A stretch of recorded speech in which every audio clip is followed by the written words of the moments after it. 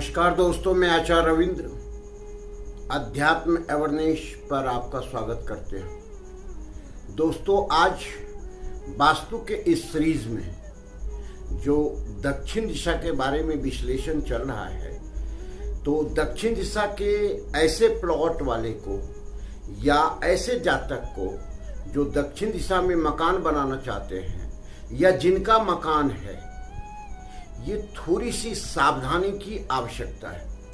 क्योंकि दक्षिण दिशा अगर व्यवस्थित रूप से आप दक्षिण दिशा में मकान पूरी वास्तु के हिसाब से बनाते हैं तो बहुत ही अच्छा परिणाम देने वाला ये होता है। लेकिन अज्ञानतावश या भूलवश आप इसका पूरा ख्याल नहीं रख पाते हैं तो आप निश्चित रूप से समझें कि यह आपके लिए घातक हो सकता है, परिणाम सही नहीं निकल। मर्म स्थान अर्थात वास्तु शास्त्र में मर्म स्थान क्या है, ब्रह्म स्थान क्या है?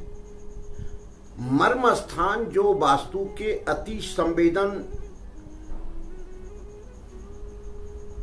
स्थान है, जहां किसी प्रकार का अगर हम पिलर, कोई प्रकार का बोरिंग, टॉयलेट इत्यादि बनाते हैं तो उसका रिजल्ट काफी घातक होता है। तो मर्म स्थान को हम पहले समझें। संवेदनशील स्थान है जहां पर कि हम अगर कॉलम नहीं बनाए या गड्ढा इत्यादि या बोरिंग इत्यादि या टॉयलेट इत्यादि आप नहीं करते हैं तो यह वास्तु दोष उत्पन्न नहीं करता है। लेकिन अगर मर्म स्थान पर हम बोरिंग करते हैं या कॉलम बनाते हैं, टॉयलेट बना देते हैं तो यह वास्तु दोष उत्पन्न करता है। वास्तु दोष उत्पन्न करने पर काफी नकारात्मक ऊर्जा उस घर में हो जाता है और घर में रहने वाला व्यक्ति उस नकारात्मक ऊर्जा है उसके चपेट में आ जाता है, उसका अच्छा परिणाम उसको नहीं मिलता है। देखिए कि अगर 81 पद जो है, वास्तु जो घर बनाते हैं उसमें 81 पद को हम लेते हैं। 81 पद के 9 पद जो 20 का स्थान है, यह ब्रह्म स्थान भी कहलाता है और यह मर्म स्थान भी कहलाता है। यह अति संवेदनशील मर्म स्थान है। कभी भी यहाँ पर निर्माण नहीं करना चाहिए, खुला स्थान रखना चाहिए। अगर हम खुला स्थान रखते हैं तो यह अच्छा परिणाम देता है। कैसे? जैसे यह जो स्थान है, यह आपका जैसे मनुष्य की नाभि होती है वही यह स्थान है। वास्तु पुरुष औंधा लेटा हुआ है, जो ईशान कोण में उनका सर है और पांव उनका जो है सो नैऋत्य कोण में है। सेंटर पॉइंट जो ब्रह्म स्थान पर है वह उनका पेट आ रहा है। अर्थात यहाँ जो ब्रह्म स्थान है इसके स्वामी ब्रह्मा जी हैं और ये पृथ्वी तत्व में आता है और इसके देवता गुरुदेव जो है बृहस्पति है।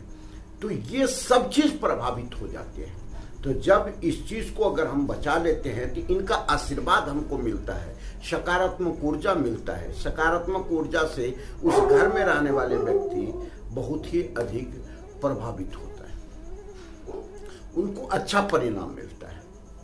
तो इस चीज को देखना आवश्यक है।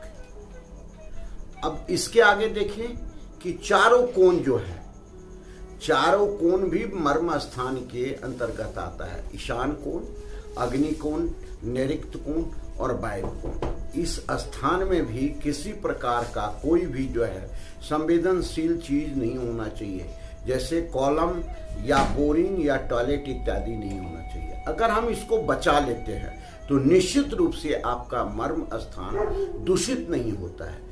जब मर्म स्थान दूषित नहीं होता है तो आप समझें कि अच्छा परिणाम इसको मिलेगा, उस घर में रहने वाले व्यक्ति को काफी अच्छा लाभ मिलेगा। तो दक्षिण दिशा में यह जो क्षेत्र है, इस मर्म स्थान को हम बचाने के लिए जो कर रहे हैं, क्योंकि ये परिणाम सकारात्मक देता है और उस घर में रहने वाले व्यक्ति खुशहाल होते हैं, सुख मिलता है, समृद्धि मिलता है और सारे चीज मिलता है। अगर दूषित हो जाता है तो सबसे पहले रोग उत्पन्न होता है। रोग जहां पर वह दोष आया, जैसे ईशान कोण में अगर वास्तु पुरुष का सर है तो सर जो उस घर का मुखिया है वह भी उस सर के दर्द से, सर के बीमारी से वह जो है सो पीड़ित हो जाता है। शल्य चिकित्सा अर्थात वहाँ ऑपरेशन तक की स्थिति उत्पन्न हो जाती है। तो जहाँ पर जो भाग दूषित हो रहा है वास्तु पुरुष का, ठीक वहाँ के मुखिया या वहाँ के रहने वाले लोग दूषित होने लगते हैं। अग्निकोण में अगर होता है तो वहाँ के घर में स्त्री जो रहती है वह दूषित हो जाता है। तो इस प्रकार का रोग उत्पन्न करता है। रोग उत्पन्न करता है तो आर्थिक स्थिति जो जमा पूंजी है वो भी खर्च होने लगता है और व्यापार इत्यादि में लॉस होने लगता है। जब व्यक्ति स्वस्थ ही नहीं रहेगा, मस्तिष्क सही नहीं चलेगा, क्योंकि मस्तिष्क दूषित हो गया तो निर्णय सही नहीं ले पाएगा, बिजनेस उसका डूबने लगता है। तो इस तरह से देखते हैं कि यह चीज क्लियर कर रहे हैं, कॉन्सेप्ट आपको क्लियर कर रहे हैं पॉइंट के आधार से कि मर्म स्थान जिस क्षेत्र में जैसा दोष उत्पन्न करता है मनुष्य के द्वारा, जातक के द्वारा जो वहाँ निर्माण कर रहा है, वहाँ के मुखिया पर वही चीज का उसको प्रभाव पड़ता है। मर्म स्थान को हर हमेशा सुरक्षित रखना चाहिए, व्यवस्थित रखना चाहिए। जो हम चित्र में भी बता रहे हैं कि कहाँ कहाँ पर मर्म स्थान को दूषित नहीं करना चाहिए, इस चीज को समझिए, इस चीज को देखिए। अगर ऐसा आप कर लेते हैं तो आपको सुख मिलेगा, समृद्धि मिलेगा और संतान सुख मिलेगा, रिलेशन, हेल्थ, वेल्थ दोनों तीनों चीज अच्छा हो जाएगा। तो यही मर्म स्थान दक्षिण मुखी के लिए विशेष सावधानी रखने की आवश्यकता है, क्योंकि दक्षिण जो मकान है, दक्षिण दिशा जो है, यह अगर आप वास्तु से पूर्ण रूपेण बनाते हैं तो डरने की कोई आवश्यकता है नहीं है, भ्रमित होने की आवश्यकता नहीं है, किसी प्रकार का आपको इससे क्षति नहीं हो सकता है।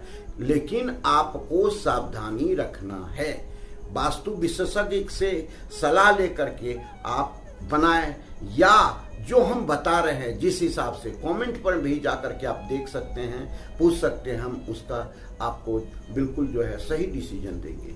तो इस तरह से मर्म स्थान दक्षिण मुखी मकान में अपने को उत्पन्न मर्म स्थान के दोष को उत्पन्न नहीं करना चाहिए।